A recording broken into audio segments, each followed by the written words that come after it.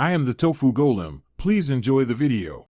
You'll start by confirming prerequisites: your Spotify login, the device type, and whether a VPN or mobile data is active. Sign in now on the app you'll update. Once signed in, open Settings and navigate to Account or Profile. This path differs by platform. Make sure to disable any active VPN temporarily so Spotify reads your true IP. Doing this lets the service detect your correct region.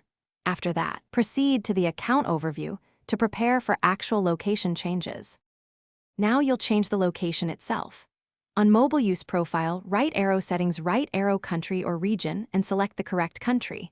On desktop or web, go to Account, right arrow Edit Profile, and update country. If Spotify won't let you select a new country, switch to local payment information or add a local phone number. Spotify ties some locations to billing. Once done, save changes and sign out everywhere to force a refresh. Make sure your app is up to date so the change propagates correctly. Finish by signing out on all devices and signing back in. This forces Spotify to reevaluate your location. If you still see the old region, clear the app cache or reinstall the app and retry without any VPN.